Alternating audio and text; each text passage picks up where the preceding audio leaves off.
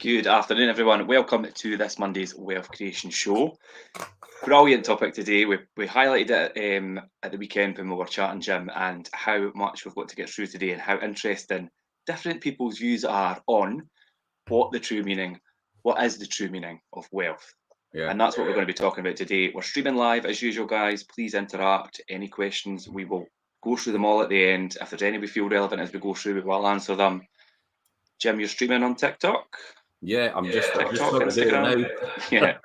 TikTok's worse. Instagram, for some reason, has a problem. It's maybe my connections at the house, that's all. And sometimes No, sorry, at the studio. Aye, at the studio. But yeah, keep it interactive, guys. Please join in any questions and things. Afternoon, Gary. Thanks for joining as usual. Just to explain, because obviously didn't catch that on TikTok or Instagram. Just to explain to you, this is about what the true meaning of wealth is. Yes. So we want a bit of interaction here. Good afternoon, Gary. Want a bit of interaction here about what your thoughts are on the true meaning of wealth when we're discussing this. So, one of the greatest driving forces in the world is effectively the desire for wealth, and so many wars have been fought over it, and millions of lives have been lost. And no aspect of today's life every aspect of today's life is under the spell, and yet we really cannot define what it is. Wealth and money mean different things to different people, and they can serve different purposes. What about in economic terms, Richard? Yeah, I mean, in economic terms, wealth is explained in many ways, such as net worth, or for an individual, or like if it's wealth of a country, it's the gross domestic product, which is GDP. Yep. Yeah, I mean, and like you say, Jim, it's different for different people and how they perceive money and wealth and what it means to them and how they look at it. Some say seeking true wealth may mean seeking deeper in the relationships. We talk about how it's a lot about more personal growth. We cover that quite a lot, or ways to create more meaning in your own life or just in life in general. Maybe achieving true wealth means possessing the ability to enjoy maybe the small things in life, ordinary pleasures of life. We speak about that, Jim. Like you've got the benefits of, like you say, private healthcare and time. Time is a big thing for you as well. That has been able to give you time back. You refer to yourself as the Time Lord and things. But it's true. Yeah. That's effectively what I got involved in this for, to get all my time back, because I had no time at all, because I was working in industry all the time as a financial controller and financial director and running manufacturing companies. Yeah. So that's what it came down to me to get time back. What is it to everybody else outside? What is really the true meaning of wealth for you? That's what we've got to quantify today. Richard, do you want to elaborate a bit more and talk about it a bit more?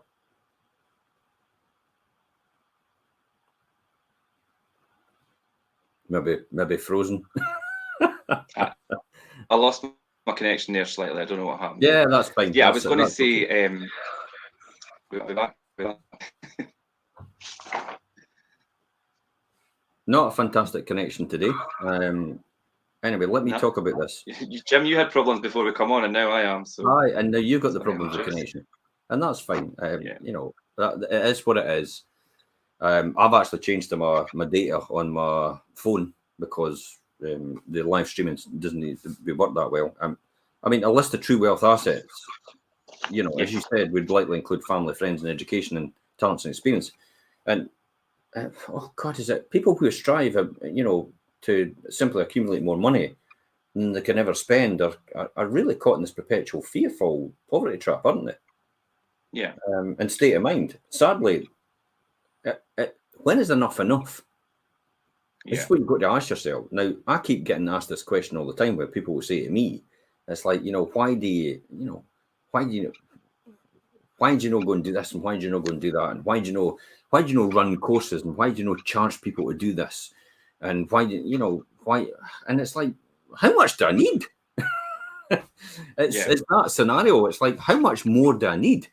Do I really need a big, massive yacht to sail down the river and go, look at him, look at everybody, look at me? It's like, I couldn't care less. Mm-hmm. Do I really need a car to drive about? And honestly, It's gone through my mind every single time about, a McLaren Spider or a Lamborghini Huracan. And I'm like, look at the practicality of driving it about here. There's speed bumps everywhere. So you're never going to be able to go anywhere. You've got to be able to look at this car, and you've literally just spent 170 to 200,000 pounds to buy that car, and it's going to sit in the garage because it's no going out on a main road anywhere, because you'd be terrified to do that in case it got dirty or it got, something happened. It's like, that's just me personally. I don't know what everybody else feels about that and how they feel about that, but I don't see the necessity to do it, because it is really, you get to a point in your life where you think, how much more do I need? And I think it's that, if anybody understands Maslow's hierarchy of needs, where you've got survival at the very beginning, it's the need for food and water, and then you've got everything else in between, and you've got self-fulfillment as the last one. I would say probably I'm at the last one, and it's like, yeah, I'm quite happy. I'm happy. I'm content. There's days that you're not happy, but that's the object of the exercise is to be content more than anything. So when is enough going to be enough? And if it's the pursuit of money for money, here's a great one I used to get told all the time. This is a fantastic expression. Now complete this phrase. Money is the root of all evil. Now look at what we've just said there. Money is the root of all evil. Well, it's not. It's the love of money. It's the root of all evil. I would agree. And it's funny how, but you know how that's been adopted as the normal saying, and people actually say it back to you as money is the root of all evil. Well, I'm sorry, it's not. You need money to survive in this world because everything costs money. Yeah. Fair enough. You could argue it's like I can go out for a walk and it doesn't cost me a penny. But excuse me, but hold it. It does. Because the clothes you've got on cost money, the shoes you're wearing cost money, the air you breathe costs money because of the manufacturing and industry, in order to make sure the air's clean, have actually spent money and invested in clean air processes, so they don't put a huge amount of particulates into the air. So you could say it doesn't cost money, but it does cost money. It's your taxes that pay for things like that, but it's also the price you pay when you buy something from before. So everywhere you go requires money in some shape or form in order to do something. Yes, you can do it in that time, but you've obviously paid for it before. That's why you're able to do it now. So money is not the root of all evil. It's the love of money. It's the root of all evil. Yeah. And if you've got that mentality and it's just all about money, for money's sake, you will never be happy, in my opinion. Yeah. I don't know what anybody else's opinion out there is, but you will never be happy for that reason. I would agree. And I think, as you covered there, looking into this topic for us to discuss today, I found that there is a lot of people, wealth or money or whatever is driven a lot by materialistic things and possessions and things as well.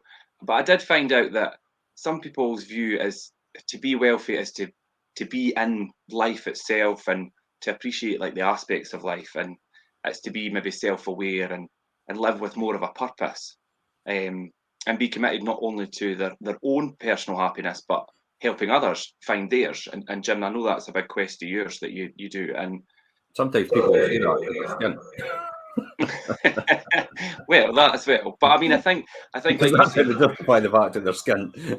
I'm trying to tie in the use of money and the use of wealth and how you use that, rather than building up some big persona with personal items and do you know what I mean, things like that, rather than using it to give back and give other people happiness and things that you have with the money and wealth that you've got.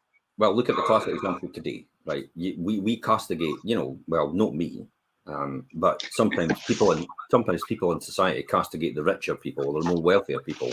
Yeah. And we're going to talk about these people, but we're going to talk about what they say about wealth is to them. And you just need to get a chance to guess who that person is before we actually say it. But it'll be quite interesting. Now, it's not, for me, I look on the principle that, classic example, billionaire. Oh, they're a billionaire. It's like all that wealth. It's like, but they don't have $1 billion in their bank. That's the worth of their company. And it just so happens they have shares in that company and they can't do anything with it. but just continue to do it. And they could borrow against it, fair enough, and that's fine, because it's an asset and it's classified as an asset. So it can be used as to leverage their position with lending in the bank and get money elsewhere. But the reality is they can't do anything with it. And for people like, let's talk about Buffett, $100,000 a year is all he wants. Yeah. And $100,000 a year and his grey suit and his Lancia car that he runs about in, which is a banger, and his house that he lives in, which is a standard, 3 or 4 bedroom, and he likes his food at McDonald's and all the rest of the places that he invests in and shops in. For him, that's everything.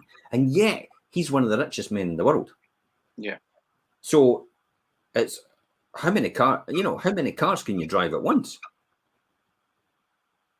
How many roofs can you sleep under at once? That's the sort of mentality. How many bottles of expensive wine or champagne can you consume at any point in time when you're sitting down? Do you really need all this? And how much is enough? And I'll tell you what, when you have the ability to get it, or when you get it, you'll probably find you're still not satisfied. You're still not satisfied, Richard, because that wasn't really the underlying thing that you were after in the first place. The money was the pretense that you told yourself, the story that you told yourself, the accumulation of money, the accumulation of wealth would make you happy. But it's not that entirely. It's what you do with that wealth that makes you happy. Mm-hmm. It's not the accumulation of it. Yeah, I love the journey. I couldn't care less if I lost it all tomorrow. It wouldn't make any difference. I just love the journey and love the process. And once you fall in love with that, you'll always be rich. You'll always be wealthy. Yeah. No one will ever take that away from you, because it's the journey you enjoy and it's the process that you create every single time. And it's making the magic happen. Think about the estate agency business. In 2006, the estate agency business that we have and the letting business we'll have today did not exist. There was no such thing as 5 properties limit. That's what we do, yeah. It never existed. So we've created a 7-figure company from nothing. Yeah, basically. From absolutely nothing. 17 years later, we've created that from nothing. Look at what that's done. Now, look at the enjoyment. For me personally, that is just, I will say it, that's the dog's bollocks, if anybody understands that. For me, that's what I love the most about the fact that, but more importantly, what I love is what it's done for other people.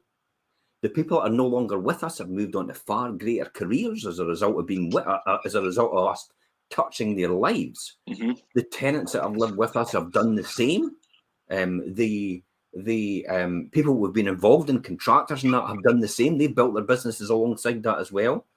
The bigger picture of the family and the community, it's benefited as a result of what we do as well, and the local businesses that we promote all the time, because we're a content-related marketing system.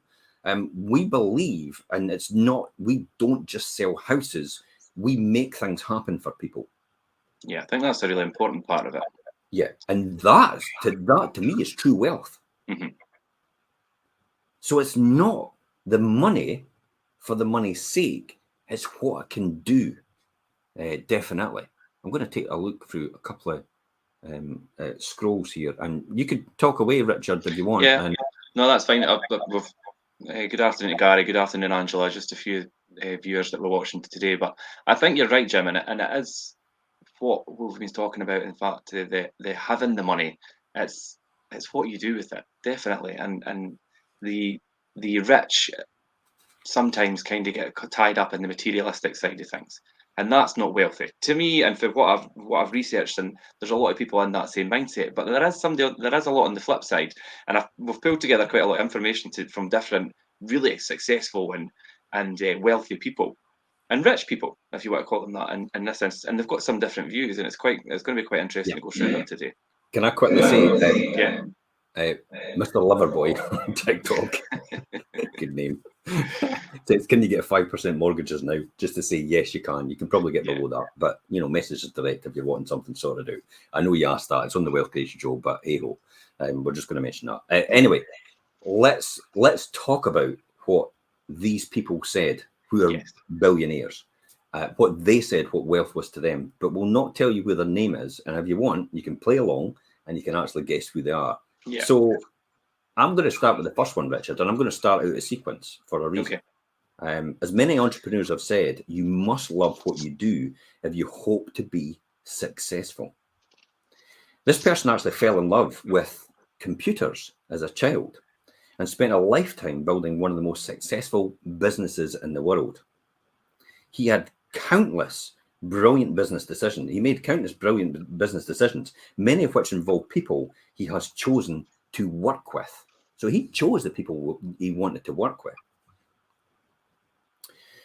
Reading lightly contributed to this person's net worth, as it helped provide him with the knowledge he would have to become a successful entrepreneur. This is how reading's so important. This is how you should constantly read every single day, and something that you need to learn in a particular field. If you want to be an expert in that field, you need to learn about it all the time and actually plug into the successful people that actually do that as well. So this person said, wealth has made him happier, but you don't need $1 billion to get the same result. Yeah, I like that actually. When I seen that, I thought, do you know what, that's true? Because a lot of these people are sitting with billions in the bank, or billions net worth. Do you know what I mean? So let's put that out there and see if anybody can guess that. So we've told them this person fell in love with computers. We've also told it that it's a he as well, and their knowledge excelled them and accelerated them to become a successful entrepreneur. And I could tell you as well that he was a Harvard dropout. Yeah, that's true. So he actually dropped out of Harvard. So can anybody guess who that person was? There was a big clue in there. Gary St. Allen Sugar. Oh, good guess. Good guess. I could see how you could think that, eh? Yeah. I could definitely see how you think that. Yeah, absolutely. Okay, let's just say, okay, it was Bill Gates. Yeah. Harvard dropout. Hopefully, people might have got. For me, it was the computer. It was the computer aspect that would have given it. I know the answer because I could see it, but if it was without that, I think the computers would have gave it to me. But then, interestingly enough, he said he fell in love with what he did, which is, I love doing things like this because it's like that's just exactly how I feel about what I do. And when I look at that and I think to myself, if I was even mildly successful as what they were, it's like I could, you never know where you could reach. You aim for the stars, but you can catch the moon on the way down. So you're not necessarily back where you started. That's a really good point. Yeah. And keep swinging for the fence every single day, and it'll make a fundamental difference to where you are. So, Bill Gates was a classic example of that. Probably, the next one for me, Richard, what's your thoughts on this? Do you want to do the other one?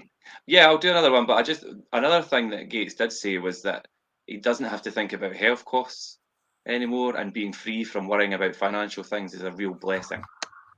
Yeah. Yeah, you don't need to be that billionaire to make you a happier person. It would help, I would imagine. Yeah. But the Microsoft, you don't have. You had said it. You don't have to think about health, and that's exactly how I thought. It's like university for the children. The health costs is like if I needed something done, I would just get it done. Being actually set free, because remember, most relationships between people actually suffer as a result of the fact that they fight over money all the time. Yeah. That's a very big important thing. That's one of the key reasons up there about why people split up in partnerships is because it's money that they fight over. And so that's quite a crucial thing. So having that wealth and having that freedom to be able to decide what you want to do and don't have that tie, then obviously makes your relationships a lot easier with other people. Mm-hmm. And you don't need, again, that $1 billion to get that point. We do need to reduce the cost of growth in these areas, so they're accessible to everyone, like healthcare and education. That's probably a good one as well. We have the NHS in this country. We have free education in this country, and especially in Scotland, we've got secondary education as well, which is also important, I would say, to the growth of our nation in terms of where we are right now. Probably the next one for me is the one I want to talk about. I know we're frozen on the screen on the screen. You have, but I could still hear you. Yeah, and that's fine. We could go on that because podcast is going anyway. So the next one I would say, listen, give me 2 seconds. I'll just quickly, I've got a couple of comments. Hey, Money Man. Yeah, okay. Absolutely. I love the journey. Inspired for Success is that. Yeah, absolutely. Yeah, it's loving the journey and getting involved in the process is the most important thing. Do you want to cover the next one? Remember, try not to give the person's name away. I was just going to say, I'll have to try and know. So the next one for me, they have said too many people measure how successful they are by how much money they make or the people that they associate with. And they've said, in their opinion, true success should be measured by how happy you are. It's a common misconception that money is every entrepreneur's metric for success. And then he continues on to say it's not, and nor it should be. And this person starts a company with the primary objective of making a lot of money. He never started. And then he says he's never gone into business to make money. So every one of his products and services has been made into a reality to make a positive difference in people's life.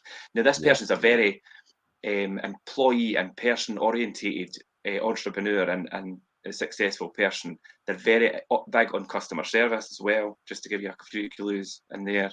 And they like to focus on the happiness of their customers.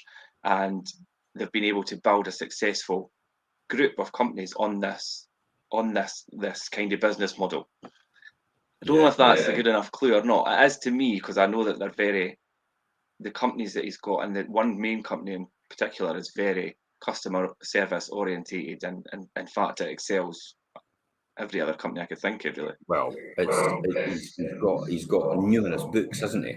And he's got and I'll be possibly visiting his home in November. I'm visiting his home in November. Oh, are you? Yeah, I never knew that. And Gary, you've got it right. Yeah, Gary, you've hit the nail on the head. Richard Branson. Yeah. I think the customer service thing and that gives it away. I wasn't going to tell anybody, Richard, but I am visiting. So when you go to Necker Island? I'm going to Necker Island for the Thanksgiving week, so I'm going for a week there. Yeah, in November. So that's all done and dusted and booked in my diary. You should have I got that written in my diary? I was going to say I've not seen that in your diary. I've approved get my holidays approved by you. We'll need to get your annual leave approved, Jim, for that. Absolutely. So Necker Island, it's Richard Branson, absolutely. I doubt very much I'm going to meet him, but I'm going to have a really good time. It was one of the things on my bucket list when I very first started. All the time from when I was in my teenage years, and I used to read about them all the time, about the fact that one day one day I was going to buy my own island. And there was a Scottish island up for sale for 100,000 a few years back, and I thought, I could have an island. It's like, no, don't be daft, Jim. He's done a very successful venture with all the places he buys, and it's because he buys them in his company's name. And I understand the model now. And then what he does is he then builds, facilities and everything on that place in order to monetize it and make it work for itself. But he creates a huge amount of jobs for the people that work there. That's their life, the people that work with him on that island. He creates all these jobs for them, and you could castigate him to the hills. But the reality is, how many people does he employ compared to how many people I employ? Yeah, it's like night and day. And how much wealth has he created for other people as a result of what he's done for himself? It's a natural progression. If you help everybody else, but this is the model. If you help enough other people become really successful at what they're doing, should you not be rewarded for that in some sort of degree? Yeah. And that's kind of how I look at it and how these things are. And you could, people will literally look at their own circumstance, go, why is that no me? Why don't I have that? But that's just them in the moment. And do you know how I know that? Because I've been there. Yeah. Why is that no me?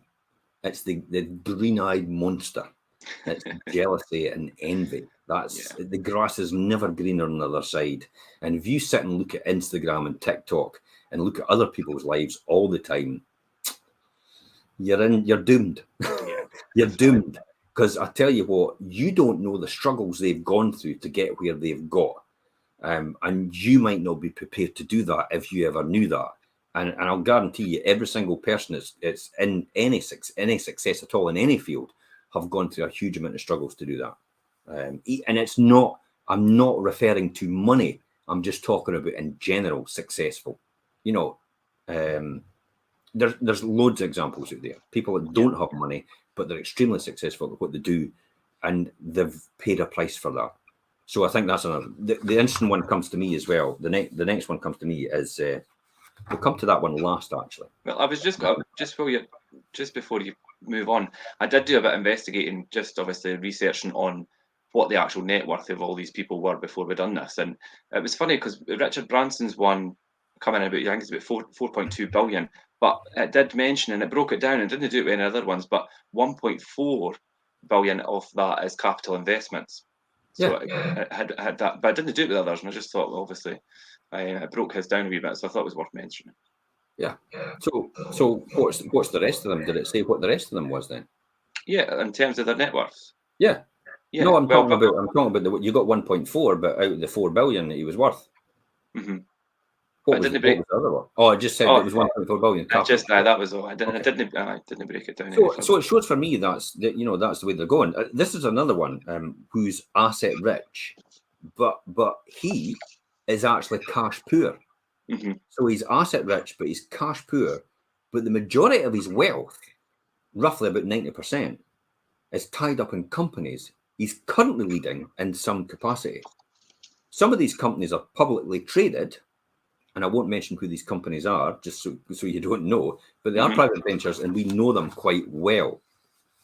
The remaining 10% of his wealth is a little trickier to triangulate, and it's something of he's something of a cryptocurrency evangelist.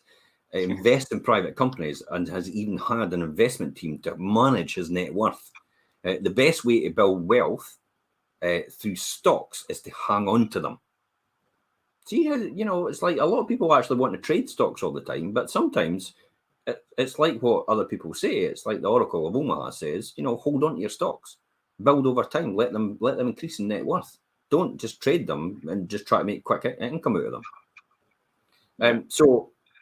And perhaps the best and the safest way is a low-cost, well-diversified mutual fund, this person said. This is actually quite surprising. This is really surprising. Now, they said it's important to understand what is wealth. It's not like I have some massive cash balances. My cash balances are very, very low, and at least until I sell the stock. Yeah. So who do you think that is? Gary's saying Buffett. Warren Buffett. Okay. I could see how that could be. If I was mentioning space rockets. I was just going to say that. Cars, I was just going to say that gives it away straight away. This guy's space immense. Rockets and electric cars. Who do you think that could be? I thought maybe the cryptocurrency would give it away for this one. Actually, he's probably one of the very few actually invest in cryptocurrency. Yeah. So space rockets, electric cars. Space and electric cars. Who do you think that person could be? Okay, I think most people would probably, they don't want to say it obviously, but it's actually Twitter owner. Yeah, that's it, Gary. The Twitter owner, yes, it is Elon Musk. But it's interesting actually to see that he talks about, Musk is asset rich, but he is cash poor. That's a classic example. When you look at the Elon Musk show, which is on Netflix or Prime, he actually talks about, you get to know where he sinks everything he had from the sale of PayPal and all his assets into the one final attempt to land the space rocket on the boat or the barge out in the middle of the ocean. And at that point, that was a make or break for him financially. He would be in dust by now if that hadn't happened. And that was that one launch that was left. And he basically put everything on the line. for me, that's ultimately what the rewards give. It's all or nothing.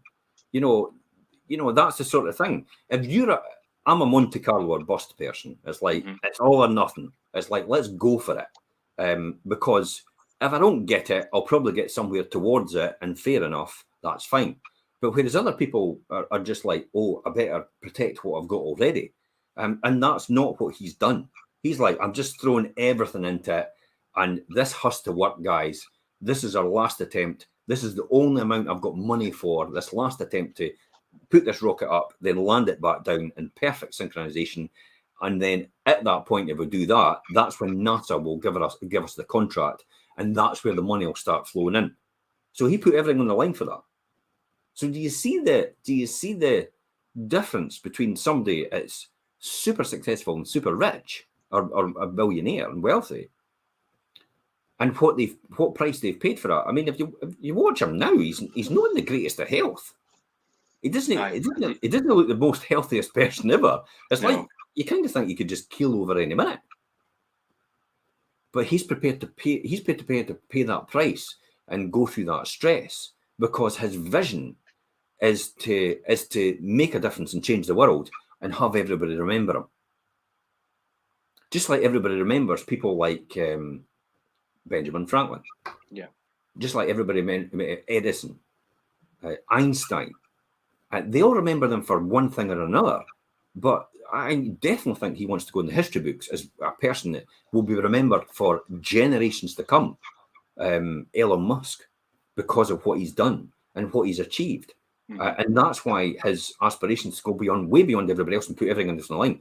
You notice how he cuts out everything in his life that is inefficient to get that goal he's wanting. He has a family, but he's separated for them. He doesn't, I think he sees his children now and again, but he's so focused and he's so disciplined to do that. Now, for other people, that is not true wealth. Having a family around about you is probably the most important thing to them. And I get that completely. But for this person, it is a completely different mindset. Yeah.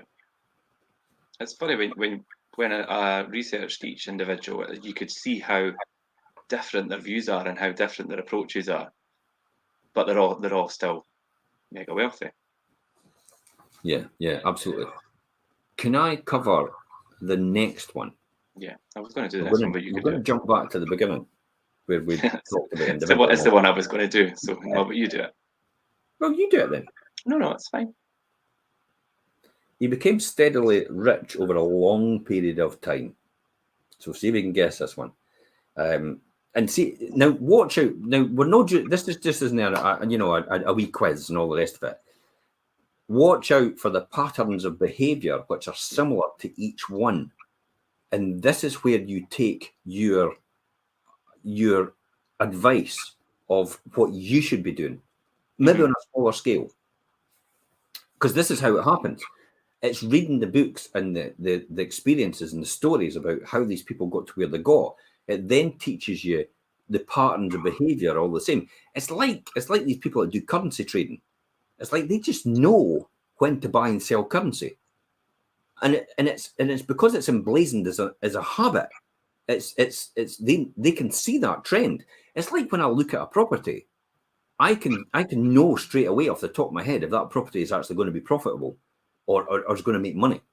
So this is why I say, I know the end result before the journey starts. So I've not really got any risk at all. It's, if anything, it's very, very minimal, if anything at all, to be honest. But you can see, because they're experts in their field, that's how they excel at what they do, and they can see that. So for this person, steadily rich over a long period of time, primarily through investing. He started investing at a very young age, at 11 to be precise, and at 13 he started his own business venture as a paper boy and sold horse racing tip sheets. As an adult, he formed his own company and began investing in companies that he believed were undervalued. The company that he formed in the beginning was not what they do today. Just like, for example, Sony first started out selling rice cookers. That's right, yeah. That is right, yeah. But this person, when his company was formed and he got involved in it, they weren't doing what they do today. So he began investing in companies that he believed were undervalued, earning profits. He would then reinvest these profits into more investments. See how that pattern, the property investment world, how you invest, how, I take great glee in the fact that that's what I do. Yeah. I just take what I've got. And I tell you every single time, I don't really take anything out of this company, out of my company. I live on my day-to-day living on what I earn, but I don't take anything out of my buy-to-let business, really. So he put more into it, and his wealth would continue to grow. And he eventually bought another company. So he started another company, and he bought this company over, where he would continue with his value investing strategy. I was going to say the company to give a clue, but no, you don't need to. Now I know we'll say in a minute who it is, but we'll get to them, because I know people are actually guessing. Good guesses. Keep the guesses coming. Who this person is. Now, this person actually said, invest in, and this is key here. This is a key driver for everybody. Invest in as much of yourself as you can. You are your biggest asset by far. Anything you do to improve your own talents and make yourself more valuable, I talk about this to you guys, don't I, Richard? Yeah. The fact that anything you can do to make yourself more valuable puts your worth up, and therefore your desirability for somebody to employ you or even keep you. And this is how in tough times, tough people last. And the reason for that is because for example, for me, when people were getting laid off, I was the last person to be kept. I was the person that was always kept when that happened in my careers. And because I was the one that was indispensable, I was the one that had made myself indispensable, because I was doing everything and getting involved in everything. I was starting to be a key person, even though I was the trainee accountant. Work that one out. I know. So anything to do to improve your own talents, make yourself more valuable, will get paid in terms of the appropriate real purchasing power. Anything you invest in yourself, you will get back tenfold. Now, I know how that'll throw some people off when you say tenfold. And unlike other assets and investments, nobody can tax it away. They can't steal from you, because it's you. Yeah, and you can't put a price on that, and no one can take that away. So we've got some good guesses here. We've got Alan Sugar. Oh, close, definitely. Alan Sugar's a great one for me. If you've not read Alan Sugar's book pretty good. Primarily it's about the apprentice and stuff like that, but it all goes into how he started and all the rest of it. So I would recommend reading that book if you can. And Gary's got it right. It's Warren Buffett. Yeah, it's Buffett. The Oracle. Yeah, the Oracle of Omaha. Yeah, he is quite like the matriarch of this kind of the topic of wealth that we're speaking about here, and he is really, his story really reflects the whole invest and reinvest and compound up, like obviously you were just covering there, Jim. Eighth wonder of the world. Yeah. Eighth wonder of the world, compound interest. Yeah. But the most important thing is look at Buffett anyway. 99% of Berkshire Hathaway is promised to give away to charity. Mm-hmm. So was it really the wealth? Is that a guy that goes about in motorboats and big, huge limousines, Bentleys? Does he have his own private jet? No, he doesn't. He's a guy that fell in love with the journey and loves doing what he does alongside Charlie Munger, which is his business partner. And the two of them have a great time. They're like best buddies. They are best buddies, basically. And they go about all the time together, and they go to conferences and stuff like that, and they talk. And Berkshire Hathaway is his baby, but he's happy to give all that away because he fell in love with the journey. He fell in love with the process. And this is what I'm saying. And this is what Gary Vee talks about quite a lot. So anybody who follows Gary Vaynerchuk and Gary Vee, he talks about this a lot about, you should really do everything you can in your early 20s and just, throw money against the wall, get to find out what you like and what you love and all the rest of it. And there is another train of thought which says you should really work hard at one thing from a very early age and still invest it and keep compounding it. And then you set benefits. You set yourself free quicker. So there's two trains of thought there to success and how to create wealth. The first one is throw caution to the wind and find something that you love and learn how to monetize it. And then if you find something that you love, you'll probably be super successful in it, because you'll never give up. And if you find something you love, you'll never work another day in your life. You'll never work another day in your life if you find something you love. It will never be the same again. And that's what Vaynerchuk talks about quite a bit. And then you learn how to monetize it. But it comes as a natural progression that you will be successful in it anyway, because you love it, and you become even more empowered to be the top 1% of that field, whatever that is. The other train of thought is, no, just stick with what you've got. Come out of university. I talked to Ian about this morning, and Ian was going about, people want to be a millionaire before they retire. And I went, anybody could be a millionaire before they retire. I could guarantee them that. They just have to start early enough. Yeah. Investing. And even, even the janitor, even the street sweeper, even the window cleaner, myself, included window cleaner, even the window cleaner, it doesn't matter what income you've got. It doesn't matter where you are. I would argue even if you're on benefits, if you invested wisely, you could probably be a millionaire by the time you're retired. Because remember, if you first start in your early 20s, you've literally got 45 years at this. 45 years of compounding is astronomical. So, it's a natural progression. You'll be a millionaire before you retire anyway, if you put a certain amount away every time. I'm just going to say, it's really about having a strategy and knowing how to do it properly, and having the right education, or the right knowledge, from the right people. And that kind of brings me on nicely to who I was going to pick up next. And let me just say, when you're touching on that, it's about having faith in yourself. Yeah, of course. It's about having faith in your abilities and faith in what you've learned and the knowledge you've acquired, to then say to yourself, yeah, this makes sense. Because originally, as I talked about when I first started, it took me 3 or 4 years to actually buy my first property, because I was completely terrified, because I actually thought, why is no one else doing this? This can't be right. This makes money all the time, and it will make money and continue to appreciate in value over a long term. So why is everybody else not doing that? Is there a catch? Is there something wrong? There wasn't, but I just didn't have faith in myself at that time. Until I jumped into the swimming pool and started swimming. And then it was like that initial fear, or the cold, it hit you, was like, this is warmer now. This is now getting easier. And that's the difference. Having faith in yourself is the most important thing. But as we go back to talk about Buffett, about learn all you can, and as much as in yourself, and invest in yourself and your own education, that's what gives you the mental toughness to understand in yourself that you can move forward and you can be just as successful as anybody else. Yeah, it's to get over that fear or that doubt of yourself. Most of the people, everybody that doesn't succeed, more than likely, they don't succeed because they don't have the belief. Mm-hmm. Don't have the belief that they can succeed.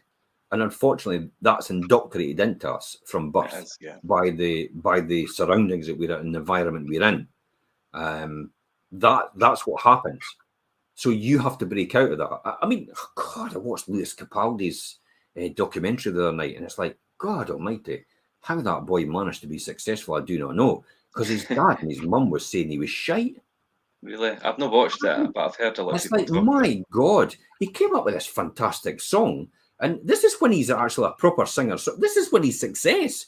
And he played it to them in the kitchen. And his dad went, oh, that's shite. And I thought, oh, it must be a term endearment. He must be joking. He wasn't.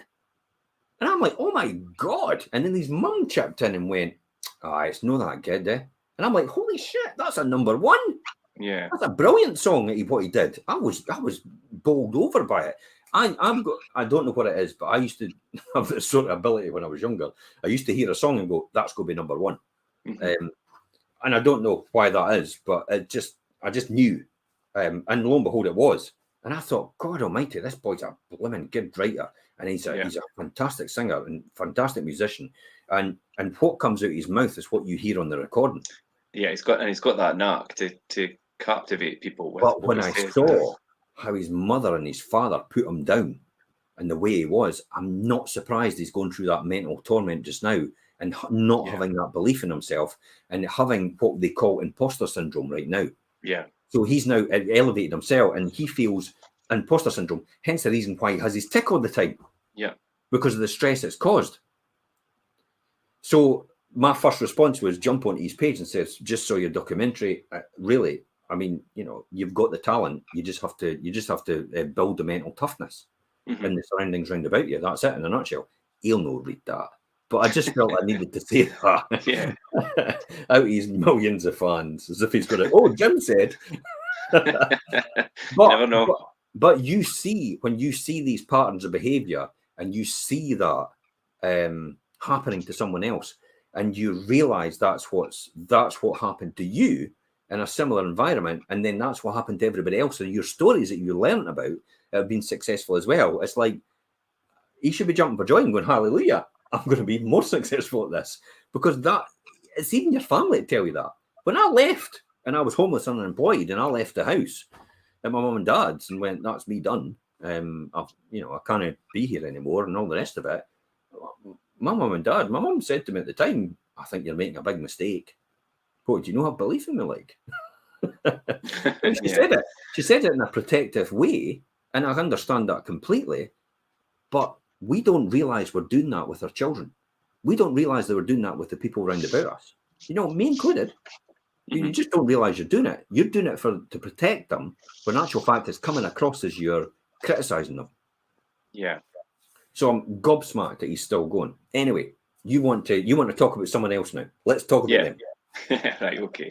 Now the next one for me, it's quite a good one. I wouldn't say a stark contrast to, like, obviously the last we spoke about Warren Buffett there, but this guy has a really big YouTube presence and does a lot of content on there, and he really emphasizes taking control of your money and your life and removing luck from your wealth generation strategy. He's very focused on strategy and follow things, and luck doesn't really come into it. He has really got a strategy in place all the time to striving forward to financial freedom, and he believes that it's your right to lead happy, wealthy, successful lives, and he's very focused on that. Now, he does say many people believe in scrimping to save and hoarding money to make their wealth, but in essence, really, has anybody really ever got truly rich by saving money? And that's his aspect. That's his outlook on things. But he does say, and he is he's a wee bit flashy in things, and he does say you aren't rich if you can't spend your money. He does like to spend money, and his view is kind of, if you have money, why have money if you can't use it? And the real key to wealth to him is to have multiple flows of income, and income streams and cash flows, and make them indestructible due to economic conditions and technological developments and things. Basically, that's risk, making them risk adverse. And he's quite focused at the expenses portion of finances. So there's a thing there. It's like he does use an analogy about that. He does say obviously that's playing defense and not offense. Now, the budget to spend and what you want to spend or invest your time in is learning new ways to increase your income and stop investing in things that don't produce. Now, I think the income flows of income, and what we would say is cash flow here, is a big clue. If you know who this person is, I think obviously YouTube content and things is a big clue as well. But he does say money won't buy you happiness, but let's not forget what it will buy. So he does like to spend and things as well. So can I just elaborate on the things I know about this person? Yeah, go on then. So when they're quite upfront about this, is how can I get your money from you into my pocket? Yeah, that's how they are. That's something they definitely say. How can and he's quite open about that. How can I? There's an abundance of money in the world, for God's sake. It's like there's an abundance of money in the world. How can I get that money into my pocket, and how can I attract that? And so they're very, very out there. They're very, very loud and proud. They love their very jet. outspoken. He loves his jet. Yep, he does love his jet. It's in a lot of his. Yep, absolutely. He loves his cars, but he doesn't own a home. That could be a big clue. He doesn't own a home himself. He would rather rent. A lot of his money is in property investment and things as well. But it's interesting. We'll probably know that, but other people might not know that at all. Who the person is, because it's the field that we're in. That is a more difficult one. Gary's saying he doesn't have a clue with this one. I just have an idea with this one, which I didn't expect a lot of you would.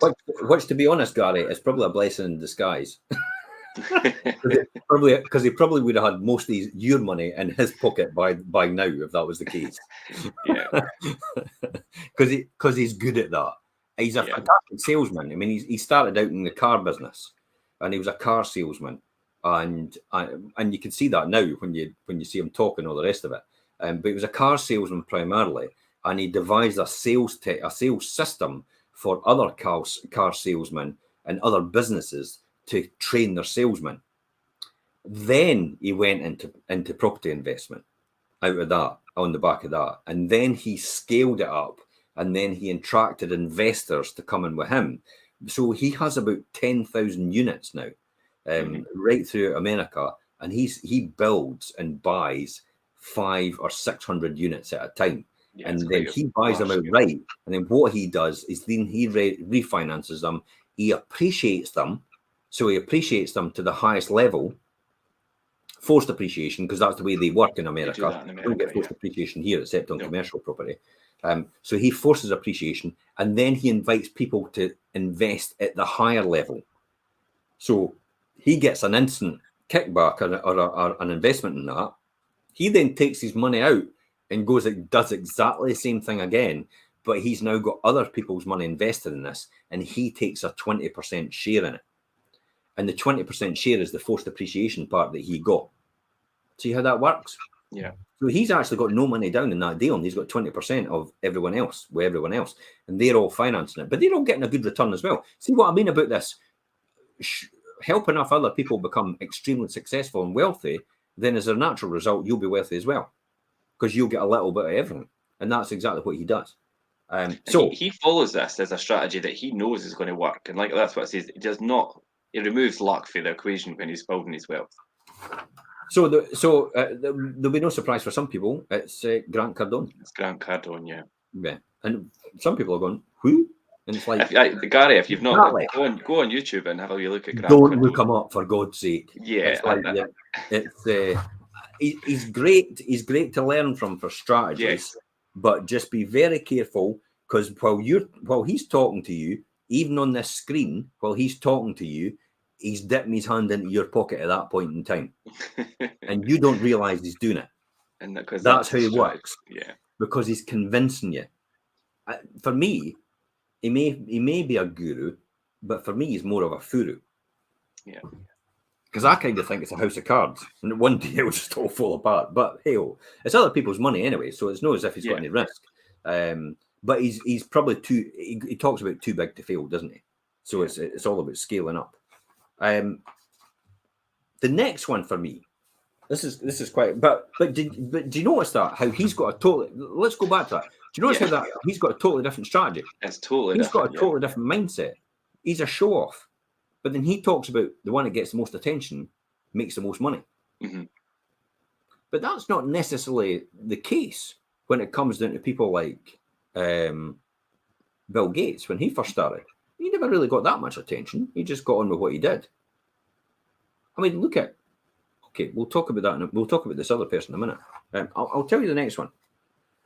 The next one for me is see if you can guess this one, and watch out for the clues here. Mm-hmm. So let's go on the clues.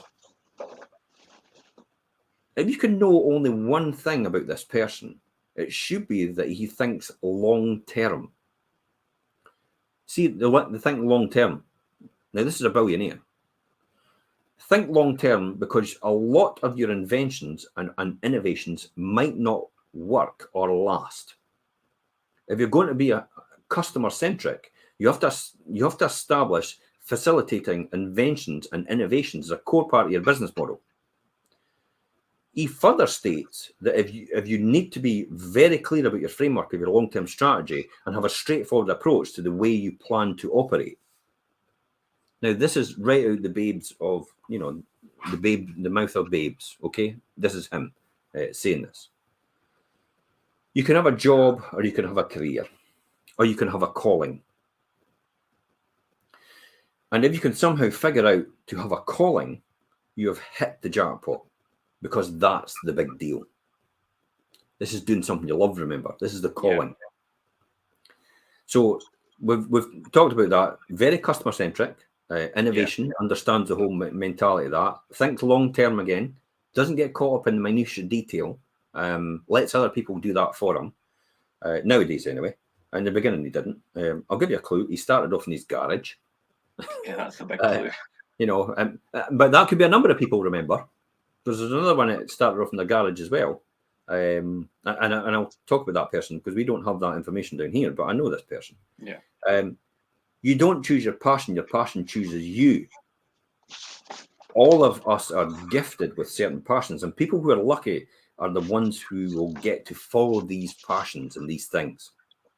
He recently declared that he intends to donate the vast majority of his wealth, and he does not have $100 billion sleeping in his bank account. Now, he says that quite a lot. His wealth consists mainly of the ownership of this one company that he has. But if you know this one company that he has, you'll notice that this one company invests in a lot of different fields. Now, I'll give you some clues. Film and TV production.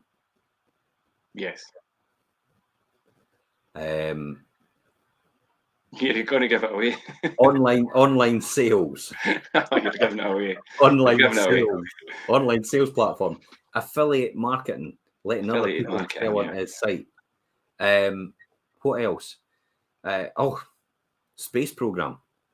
Yeah, he does. Yeah, that's right. I didn't know that until I researched for this show. He was one of the people. He was one of the ones. He took William Shatner into space.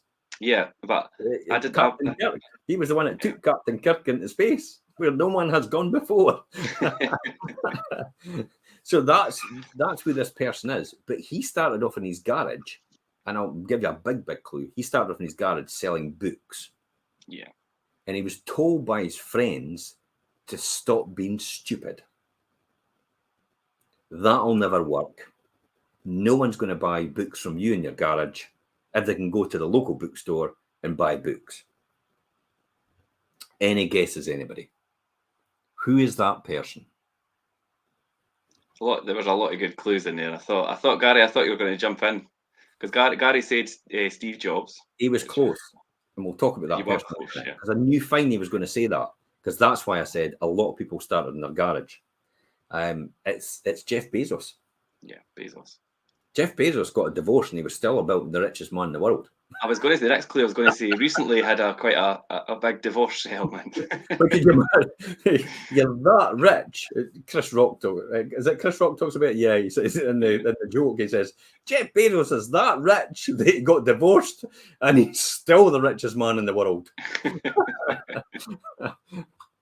But you've got to look at that, though. You could castigate somebody like that, but look at all the jobs and wealth they've created for other people, and the affiliate marketing, the platform they've done, and the television and film production he's done for the industry, and the good overall for everybody. Mm-hmm. He's brought it all, and innovation all the time. So there's all keys and clues. You could see the similarities with other ones. They're just different businesses, but they do similar things in terms of how they do. They innovate, they change, the dynamic, the long-term vision. They're prepared to reinvest all the time in the future for themselves and others. So that is a key one that does it for me, definitely. Let's briefly talk about Steve Jobs. What was it Steve Jobs said on his deathbed? Yeah. Oh wow. But there was also I'll let you clarify. But I know that his daughter, I think it was his daughter or his daughter-in-law had relayed stuff. I did look at it. Yeah. He actually said, this is what he said. If I can get through this, I wish. It was something to do with chasing wealth. I'm not going to quote it exactly. I'll let you find it first. He basically said, the reality is, at this moment, lying on my bed, sick and remembering all my life, I realised that all my recognition and wealth are basically meaningless. Yeah, it basically was like, don't spend all your time chasing money and wealth and things. Remember the real things in life, because when it comes to the crunch, they didn't really mean anything to you when you're on your deathbed. Yeah, I reached a pinnacle of success in the business world, and in others' eyes, my life was on a tipping for success. However, aside from work, I have little joy. In the end, wealth is only a fact of life that I'm accustomed to. At this moment, lying on my deathbed, recall my whole life, I realised that in the recognition and the wealth, to so much of my pride in, have paled and become meaningless in the face of my impending death. And that's where Jobs was in terms of where he was, and that amounted to nothing basically in the end for him, didn't it? Yeah. Interestingly, just so you understand that, Jobs actually started in a garage as well, and this is quite a good one. So Jobs and Wozniak worked for Atari years and years ago. They were first the games programmers. They made some of the games for Atari. And the Atari founder, at the time, they went to him and said, "Look, we're leaving to go and start our own business." And he said to them, "Well, it might not be successful, so you can come back if you want." But they offered him at the time, and they said to him, "I tell you what, Nolan Bushnell it was, Nolan. We'll let you invest in our business if you want to take a quarter stake for $50,000.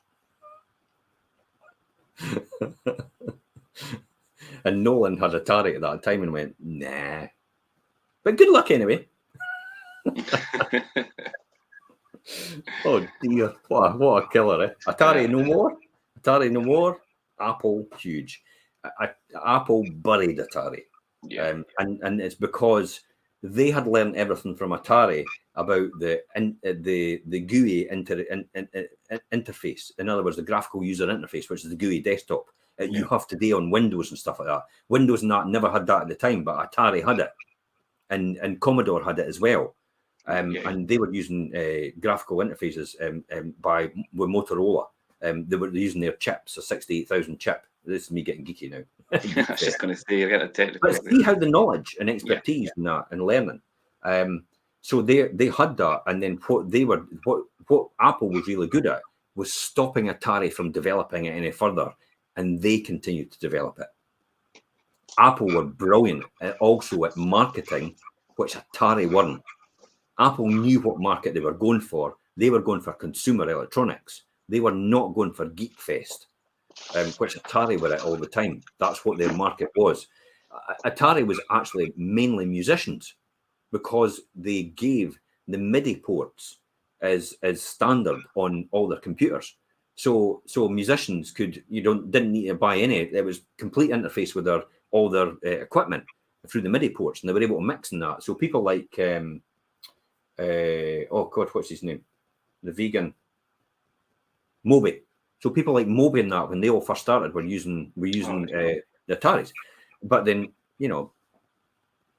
Apple was brilliant at marketing, just blew them away. They just didn't know how to do it. Even though Atari, here's the cue here, Atari was more technologically advanced in terms of what they were doing and innovating, but they blew them out the water, Apple. And so did Nintendo. Nintendo approached Atari, Bushnell again, and said, would you like to distribute our new games console we've just developed? And Atari took one look at it and went, we're technically superior to them. Why would we need them?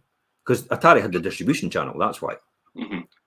And Nintendo wanted to go through them, but they didn't know who Nintendo was before we knew Nintendo as it was. And Atari went, nah, we don't want to do that. And it was the NES, the 8-bit console. Mm-hmm. look at it now. Atari has got a Super Mario Brothers coming out in film. Yeah, they're still going. No Atari, but Nintendo. Nintendo's still going. Atari's dead in the water. So see how you might have the best product in the world, but if you're not out there and you're not pioneering it and you're not pushing for it, then you will never get any further forward because it just doesn't sell itself. Mm-hmm. It needs to be pushed. Yeah. You want to talk about the last one? Yeah. Okay. So I put the last one together. Now this person didn't start off. A lot of these people we've spoke about started off with next to nothing. This person come from money, and they started off straight out of college, and they don't know that, do they? Yes. Everybody thinks this person's self-made. Self-made and come in from. In actual fact, he was lucky his dad came first. Yeah. So no, literally. But yeah, he's lucky his dad was before him, but he wouldn't have what he's got. Yeah, his dad was very successful and rich before him, and he loaned him money to obviously, and as well as bank loans and things as well, which his dad helped secure for him to leverage a string of major building projects.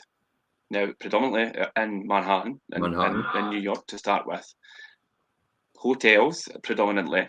And then he did branch into different things, golf courses, luxury resorts and things, and other industries as well. But he understood the value of marketing himself. And he took out full-page spreads on things like the New York Times to publicise projects and things. And he said that the New York Times at the time, if they write even a moderately positive column about him, then it wouldn't cost him anything, and it would pay him in dividends. And he also has spent his life making his name synonymous with wealth and success. And for a price, he will put his name on almost anything. I've got a wee bit more there, but and then it just goes into about hotels and things as well. And the reality, if you look back, you see loads and loads of adverts like KFC and burger companies, and with him in it. There's a lot of TV programs and things for the 90s and early 90s and things, and it pops up everywhere. He was in films and things as well. This guy truly understood the person that gets the most attention makes the most money and attracts the most wealth. This guy got it straight away. He was number one, and other people use his model today, like Cardone. He's a classic example. He also made appearances. He was in Home Alone. He was in some popular TV series. He's just cameos, couple of minutes in and out. And you didn't realize at the time, but now because he's so prominent, you look back and think, God, there he's there. And to give you the definite clue, he's running for president. Yeah. And Gary got it right. Yeah, Donald Trump. Yeah, Donald Trump. And whether you love him or you loathe him, the reality is he's a fantastic marketeer. Yes. He knows how to market. It's not my favorite person. Product. I mean, you saw his tax returns, and literally he had made a loss when he was asked to produce his tax returns, and he didn't want anybody to see them as part of the election. And they were, eventually they were released about a couple of months ago, and he had made a loss. And it's like he didn't want anybody to see them because obviously he doesn't want his investors to see that he doesn't make money. And it's the classic example that everybody has a go at him. All the comedians have a go at him as well and roast him about it. And the fact that, Donald was very successful in business and his dad basically gave him his wealth. Because his dad was the one that did it all. His dad built it all. And if he'd taken his money, and the theory is, if he'd taken his dad's money and invested in a normal mutual fund, he'd be more wealthier today than he is right now. Mm-hmm. That's a revelation when you think about it. Hindsight's a great thing, but he is where he is as a result of what he's done, and possibly what he's not done. But he's another one as well. He's still a billionaire. So, interestingly enough, just to finish off here, let's come to Alan Sugar. Yeah, Alan Sugar's a good one, and I know we've not got anything written down for Alan Sugar about what his past is, but I've read his book and all the rest of it. Alan Sugar, Jim. You know, Alan Sugar and Richard Branson. Yeah, Richard Branson and Alan Sugar when we were at the Leaders Conference way back. So, and it's funny because Alan Sugar says, I don't get Facebook. Remember that? Yeah. I don't get Facebook. I don't understand where the money is in Facebook. God, And he genuinely, so it just shows you there's hope for everybody. If you've got somebody like Alan Sugar at that time actually saying, I don't get Facebook. And this is from stage. This is the guy that's meant to be the speaker. That was 2011. I don't understand where the money is and how you monetize it. And look at him today still. Mm-hmm. So he maybe didn't get that, but he understands other business spheres and he understands property investment. So Alan Sugar started off at coat hangers in the back of, a van and basically started selling them. He also started doing things when he was a wee boy. But that's how he started when he first started off. And I think he started off selling balloons and stuff like that as well. I'm not really exactly sure. But then he built Amstrad. Amstrad was a technologically innovative company. And there's a lot of businesses that Amstrad did, and there's a lot of failed computers that it did. They did the word processor. He was the one out with the first word processor. So he was first into the market with the word processor. It was just basically a green screen. You had a black screen that had green writing that came up for word processor, and you hit the button and it printed something out in a document. But I tell you what, it wasn't the most user-friendly, but he made a fortune at it. Yeah. When he did that, he also had the Amstrad Music Centre, which was the stackable music centre with the smoke glass opening, which are fashion icon stuff now. They're vintage icons. Very retro, very retro. Things, If you've still got I wish I'd kept Elaine's Amstrad. Had one. I wish we had one still, because I would bring it out and sit it in the front room, because it's just like a nostalgic thing. You see, I'm getting excited about it. I loved Amstrad for that. And then they did the video phone, which was a complete flop, the video phone. But he's still here. He's still doing something. So they were all prepared to have failures, but they were able to minimize their failures. So there's lessons to be learned out of that as well, because the failure was never going to wipe them out. It just means that was no good, that product. Then he got into, this was where he made his money, the Sky digital boxes. That's where he made his money. He did the boxes for Sky, and he did volume. You know that because if you watch The Apprentice, you understand. He's a volume guy. He's like, pile them high, sell them low. Every single time. Volume, volume, volume, volume. Just like Sports Direct, I suppose. Same sort of model. So volume, volume, volume, do that and make it really cheap. And then eventually what happened, he says, look, I'm ready to retire. And Claude Lipner actually was one of his top men at that time. That's why he kept Claude close to him in The Apprentice, and has him still as one of his advisors. But when he went to sell he sold the whole business, because that's all they were making after that time. They'd got out the computer industry, they got out the music industry, the stackable unit. They got out all that stuff, the video phones and everything, and their business became about Sky boxes. And because they had a really good contract with Sky, he did a smart thing. He actually got Sky to buy into the company as a part owner when he did the boxes. So you see how that happens. Now, if they hadn't been a part owner, they could have just dropped him and gone to someone else. But because Sky was a part owner, 25% of the business, he owned 75%, and he built. Now, here's another lesson here. It's better to have 100%.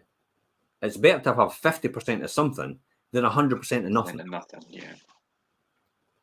And that's why some people do joint ventures in terms of what they're doing. But he was smart enough to say to them, you invest in 25%, you buy 25% of Amstrad, I'll give you complete exclusivity. I'll not do anything for anybody else. I'll just do it for you. And that's where he built that from. And eventually when he decided, I'm wanting to get out of this now, Sky went, we'll buy the rest from you for a undisclosed And that gave him security until that point. Well, at that time, he was 500 million. Do you know why he's a billionaire today? Property. Yeah, property investment. It's just property. He only got, I think he got less than that actually. He only got 200 or 300 million, but he had the foresight again to put that into property and real estate in London, in the area of London. And that's how he started to make his money. And that's where his billions came from the appreciation of the property and the money he was getting for the units. So there's no doubt about it in my mind that when you see the Caliph Tower and all the rest of it in London, when you see The Apprentice, and you see Billingsgate Market and everything like that, and the Shard, it's like he's probably got an investment in them. He's probably invested in them, these places, Canary Wharf and that. That's why you're getting to see them, because obviously it's his product as well. So he's got part investments in all these things, and that's what maintains his wealth and builds his wealth. Also, what he's done now, if you go into company's house and you look up Alan Sugar and you look up Amstrad, or he's got Amstar. Amstar is his company. You'll actually see that he's a director of about 70 companies now, because he invests in small business ventures now. That's why The Apprentice, that's why that came about. He doesn't just invest 250,000 in the people on Apprentice when he's finished as part ownership and invest the 250,000 in them. He also invests in people outside of that as well.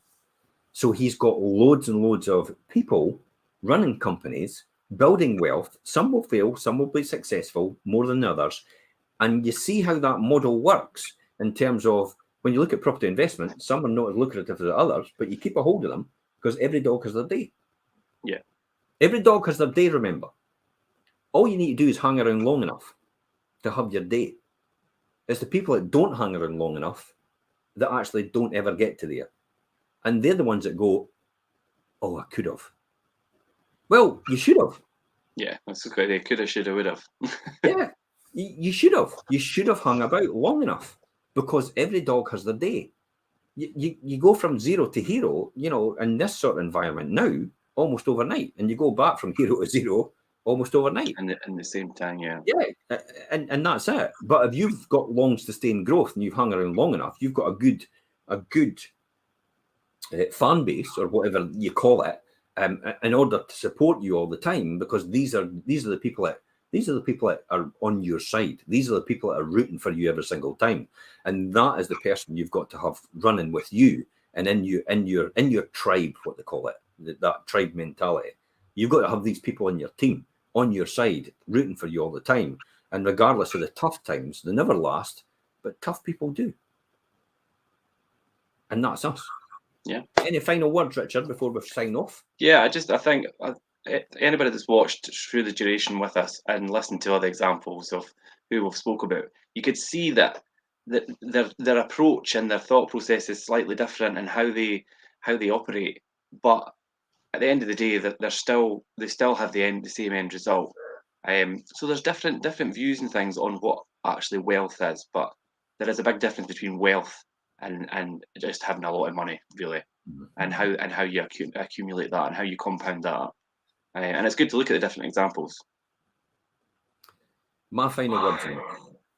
It's interesting to see, because nobody knows out there, but we get to see the demographics after this. Yeah.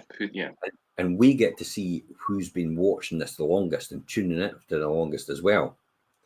And I'll probably guarantee you guys that you guys are the people that have watched this and absorbed this the most, that will probably be the most successful in what you're doing. Yeah. In my opinion. In my humble opinion. IOM, or whatever it is. As IMO, eh? IMO, yeah. In my IMHO. In my humble opinion, IMHO. Yeah, and that's effectively it. The people that will engage this and absorb this the most, they'll probably be the most successful.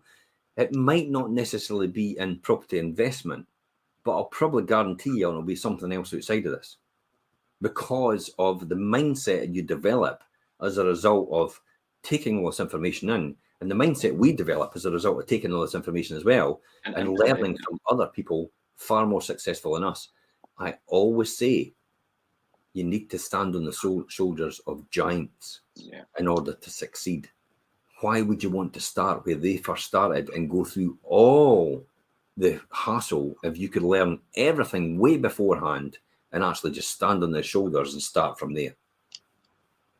Yeah. And on that note, thanks very much for joining us. Thanks very much for coming on, Richard. Yeah, brilliant. And it's bye-bye from us. Yeah, cheers.